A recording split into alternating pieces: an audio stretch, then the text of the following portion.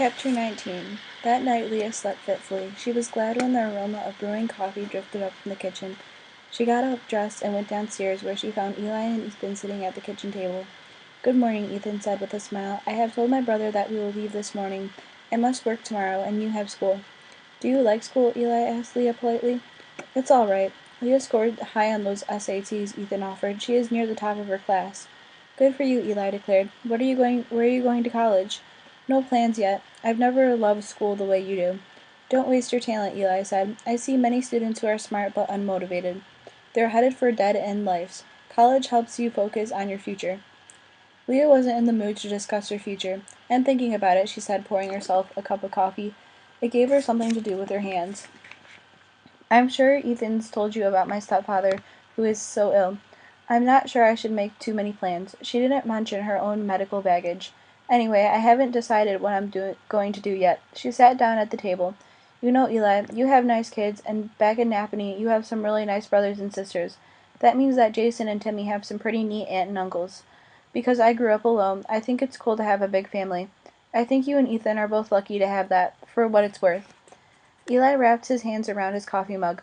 "I'll take your comments under advisement." Leah smiled sweetly. "Just as I'll take yours about college for me."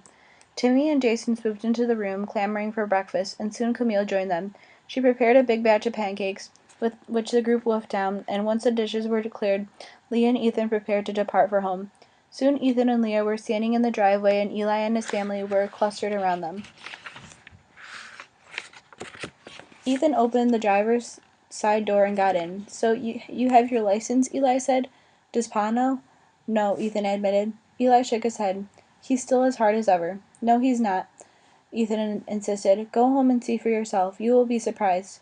Eli leaned into the window. "I can't do that, brother. I can't let him subject my family to his unbending, unyielding attitudes. It would confuse my sons and undo everything I've spent these years trying to forget." Leah leaned over to look Eli in the eye. She said, "He didn't put up a fight when Ethan made up his mind to come home with me in January. It upset him, sure, but he let Ethan go without any yelling or arguing. I think you should know that." "That's hard to believe." "It is the truth," Ethan said. Leah added, "I always wished I'd had a grandfather, but both of mine were dead by the time I was old enough to know what one was." Eli straightened. "I'm glad you came, Ethan. You are a fine man. I have missed you." "And I you. Will you write?" "I will."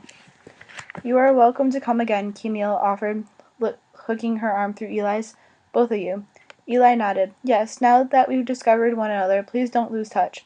Leah saw moisture in Eli's eyes and felt sorry for him. "You are my brother, Eli. Nothing will ever change that. Not ever." As the car pulled out of the driveway and onto the highway, Leah watched through her window until Eli and his family vanished from sight. When they reached home, it was night and rain was falling. The house windows were dark. "Wonder why Mom hasn't turned on any lights," Leah said. "She knew we were coming home." Ethan raised the garage door. Roberta's car was gone. They went into the house, but the silence told Leah that no one was home. In the kitchen, she found a scribbled note taped to the refrigerator door. "Neil took very sick. Ambulance came. I went to the hospital to be with him. Come ASAP." Leah's heart sank and nausea gripped her stomach. "Something's wrong with Neil, Ethan. We have to get to the hospital. Hurry." Together they ran out the door into the rain. Leah found her mother in the emergency room waiting area. "Mom, what happened?" Roberta grabbed Leah's arm. Her face looked pinched and white. "I went to take Neil his supper tray. I couldn't wake him up. I was scared. I called 911 and an ambulance brought him here. He's unconscious. Leah, they won't tell me anything." "They will when they know something," Leah said. "You'll see. Is Dr. Nguyen with him?" Roberta nodded and looked at Ethan. "I'm glad you're here too." "I will stay for as long as you need me." Leah began to tremble. She couldn't get warm, despite the jacket she wore. She kept remembering last summer and the frantic hours of waiting for word on Rebecca. "I thought he was doing better," Leah's mother said, half under her breath. "I really did." They waited almost an hour longer before Dr. Nguyen came through the swinging doors of the emergency room's tirade area. Roberta sprang to her feet. "What's going on?" she cried. "How's my husband?" "We finally got him stabilized," the doctor said. "I've transferred him up to a room. I have to see him." Leah's mother almost bolted, but the doctor stopped her, saying, "Neil's condition is extremely critical, Mrs. Dutton. His liver function tests are poor. His liver is failing." Leah said, "But without his liver working." She stopped as the implication slammed into her. Leah's mother shook her head. "I won't accept this. What about the fancy new drug he was taking? He was doing better on it. He was." "The drug didn't have the efficiency we hoped it would." Leah wondered why doctors always resorted to using complicated words when they wanted to sidestep an issue. "You mean it didn't work," she said. With a slight nod, Dr. Nguyen acknowledged and accepted Leah's remark. Roberta snapped. "We'll talk more later. Right now I want to see Neil. Where is he?" Dr. Nguyen gave them Neil's room number, and with a swish of her coat, Roberta stalked to the elevator.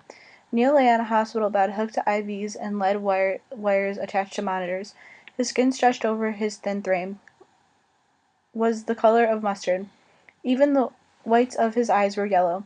Yet he managed a wan smile when Leah, her mother, and Ethan came into his room. "I'm not too pretty, am I?" he asked. Roberta bent and kissed his cheek. "You look good." To us. "Goodness, you gave me a fright. When I came in I couldn't wake you." She didn't finish the sentence. Neil held out his hand to Leah. "I'm glad you're back and can be with your mother. To Ethan," he said, "how'd it go with your brother?" "It was a good visit. Thank you for all your help." Neil nodded, shut his eyes and grimaced with pain. "Sorry," he said moments later. "They've given me enough morphine to stop an elephant, but it still hurts." Leah thought she might burst into tears. Mom only got to talk to Dr. Nguyen for a few minutes. She said, "The drug you've been taking hasn't worked." "I know. It doesn't look good for me, honey." "Stop that kind of talk," Roberta said with a stamp of her foot. "Your doctor will think of something. I'll make sure he does." Leah saw resignation on Neil's face. He turned his head toward Ethan. "I need you to watch out for things at the house while I'm laid up. I will be there. If you need anything, if anybody needs anything, you call Harold Prentice, my attorney. You understand?" "We will," Leah said. "Now you all go on home tonight. I don't want you hanging around this place." Fat chance, Roberta dragged a chair over to Neil's bedside. "I'm spending the night right here with you." "You need your rest, Robbie." Ignoring Neil's words, Leah's mother said, "Leah, I do want you and Ethan to go back to the house. Both of you stick to your regular schedules. School tomorrow for you, young lady." Infuriated, Leah shook her head. "I want to stay too." Her mother stood, took Leah by her elbow, and dragged her into the hall. "I won't have Neil thinking we're on some kind of death watch. But what if—" "I'll call if there's any change. You can be here in a matter of minutes. Now please, do as I ask." Leah felt torn. She knew her mother was right. Neil needed the kind of moral support that came with people going about their normal routines. "All right," she said reluctantly, "but call me if anything happens." Leah and Ethan said goodbye and left the hospital, but once back home, Leah got scared. "What if he dies?" she asked Ethan. "What if I can't talk to him again?" Ethan put his arms around her and rested his chin on her bent head. "Do not think such terrible thoughts, Leah. Neil's in God's hands, and God will decide what's best for him. I have an idea," he added softly. "Why don't we bundle tonight, just as we did on New Year's Eve? Here in front of the fireplace?"